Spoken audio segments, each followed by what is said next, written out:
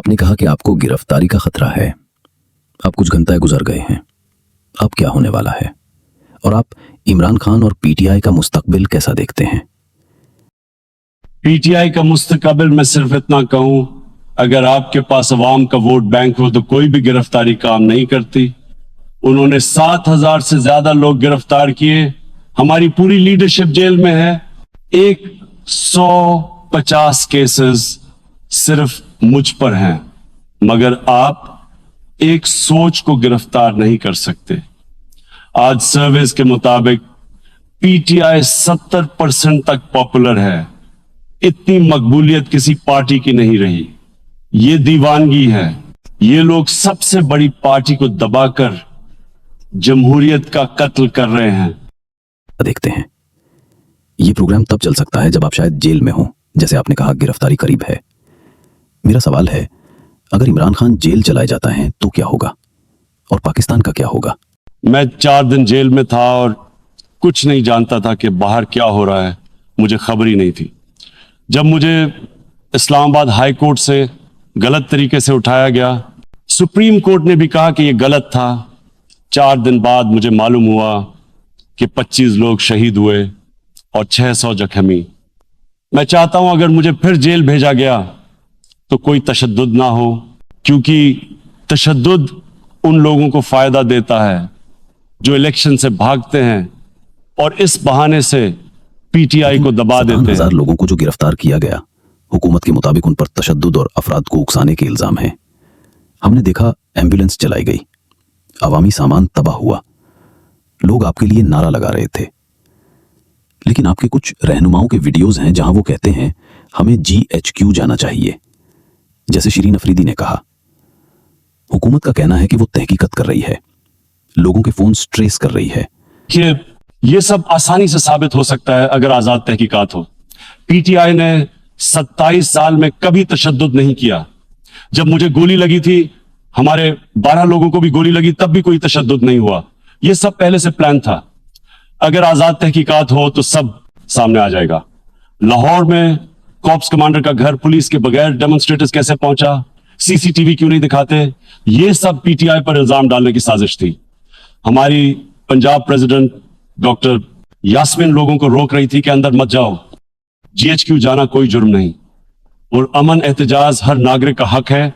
जब लोगों ने देखा कि मुझे फौज ने उठा लिया तो उनका फितरी रिएक्शन था कि वो एहतजाज करें। किसी ने तशद्दुद का हुक्म नहीं दिया, किसी ने बिल्डिंग जलाने को नहीं कहा। 27 साल में हमने कभी ये नहीं किया। मुझे सिर्फ आजाद तहकीकात चाहिए। पुलिस ने खुद अपनी गाड़ियां जलाई। रेडियो पाकिस्तान पेशावर उस वक्त जला जब हमारे लोग 3 माइल दूर थे। 25 लोगों को गोली क्यों मारी गई? फ्रांस में लोग पेट्रोल बॉम्ब फेंकते हैं लेकिन पुलिस उन पर गोली नहीं चलाती। यहां सीधा फायरिंग क्यों? 0-5।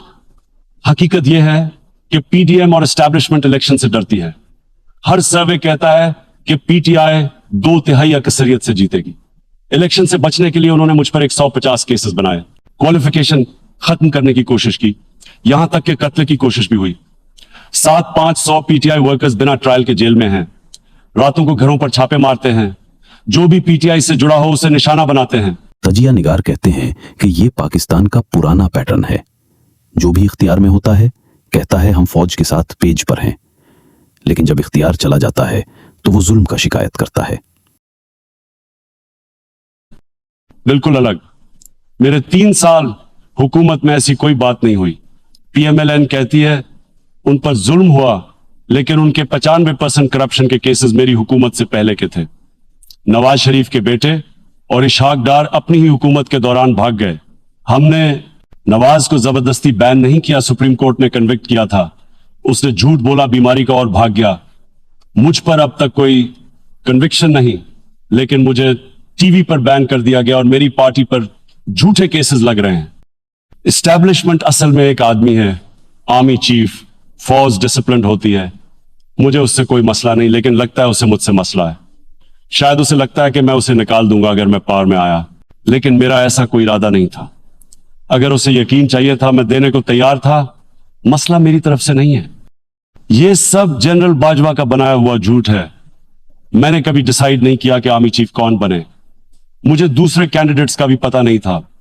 बाजवा ने उन्हें बोला कि मैं किसी और को सपोर्ट कर रहा हूं, इसलिए वो मेरे खिलाफ हो गए। अगर मुझे इंटरफेयर करना होता तो मैं बाजवा को हटा सकता था जब वो मुझे अंडरमाइन कर रहा था, लेकिन मैंने नहीं किया। मैंने फौज में दखल नहीं दिया। जो हो रहा है वो मेरी वजह से नहीं है। आप इख्तियार में थे, आपने नौकरियां और घर देने का वादा किया था जो पूरा नहीं हुआ। लोग फिर से आपको वोट क्यों दें? इल्जाम है कि आपके कुछ लोग करप्शन में शामिल थे। हमारी आखिरी साल की इकोनॉमी 6.5% से ग्रो की, जो कि तकरीबन रिकॉर्ड था। इस ग्रोथ ने नौकरियां दी, टैक्स कलेक्शन और एक्सपोर्ट्स रिकॉर्ड हुए, ज़राअत बढ़ी। पिछले 20 साल में ऐसा परफॉर्मेंस नहीं था। अब देखिए 36% महंगाई, श्रीलंका से भी बुरा हाल। हम बेहतर कर सकते थे मगर फर्क बहुत बड़ा है। 0.5 अगर ये केसेस सच्चे होते तो अब तक साबित हो जाते। 14 महीने हो गए हैं और 150 केसेस में सिर्फ 2 का जिक्र है। एक अलकदीर यूनिवर्सिटी और दूसरा तोशाखाना गिफ्ट्स। दोनों झूठे और सब लीगली रिकॉर्ड हुए। एनएबी मेरे इख्तियार में नहीं था, उसे जनरल बाजवा कंट्रोल करता था। एनएबी चीफ ने खुद कहा कि उनके पास सबूत हैं मगर इजाजत के बगैर कुछ नहीं कर सकते, इसलिए करप्शन खत्म नहीं हुई। अगर मैं दोबारा पावर में आया तो मेरा सबसे पहला मकसद रूल ऑफ लॉ होगा। पाकिस्तान दुनिया के 140 में से 129 नंबर पर है। रूल ऑफ लॉ में जब तक कानून बराबर नहीं होगा, करप्शन खत्म नहीं होगी। हां, मुझे अफसोस है कि मैं फॉरेन इलेक्शन नहीं करवा सका। मौका मिले तो क्या कुछ अलग करते? क्या कोई अफसोस है? अगर दोबारा इख्तियार मिला तो क्या आप पुराने इलेक्टेबल्स जैसे शेख रशीद वगैरह को फिर से लाएंगे? क्या इमरान खान पाकिस्तान के लिए लाजमी हैं? पाकिस्तान का मुस्तकबिल आपके साथ या आपके बगैर क्या होगा? दोबारा पावर में आया तो मेरा सबसे पहला मकसद रूल ऑफ लॉ होगा। पाकिस्तान दुनिया के 140 में से 129 नंबर पर है। रूल ऑफ लॉ में जब तक कानून बराबर नहीं होगा, करप्शन खत्म नहीं होगी। हां, मुझे अफसोस है कि मैं फॉरेन इलेक्शन नहीं करवा सका। कमजोर कोलिशन रिफॉर्म्स नहीं ला सकती। रूल ऑफ लॉ के लिए मजबूत मेजॉरिटी जरूरी है। मुझे हर वक्त ब्लैकमेल किया गया और बाजवा ने अकाउंटेबिलिटी रोकी। नहीं, मैं सिर्फ तब हुकूमत बनाऊंगा जब पीटीआई को वाज़ेह अक्सरियत मिले। बिना मेजॉरिटी के रिफॉर्म्स और रूल ऑफ लॉ नामुमकिन है। मजबूत हुकूमत ही जमहूरियत और तरक्की की जमीन होती है। रूल ऑफ लॉ पाकिस्तान के उत्थान की बुनियाद है। मैं इतना मगरूर नहीं कि कहूं कि मुल्क मेरे बगैर नहीं चल सकता। मेरा 27 साल का मिशन हमेशा रूल ऑफ लॉ के लिए रहा है। इंग्लैंड में सीखा कि कौमें तब तरक्की करती हैं जब सबके लिए कानून बराबर हो। पाकिस्तान का मसला यह है कि ताकतवर लोग कानून से ऊपर हैं। अगर आपको ये वीडियो पसंद आई है तो लाइक करें और चैनल को सब्सक्राइब करना ना भूलें। बेल आइकन भी ज़रूर दबाएं ताकि मेरी नई वीडियोस का नोटिफिकेशन आपको सबसे पहले मिले। और अगर आप और ऐसी वीडियोस देखना चाहते हैं तो चैनल के साथ जुड़े रहिए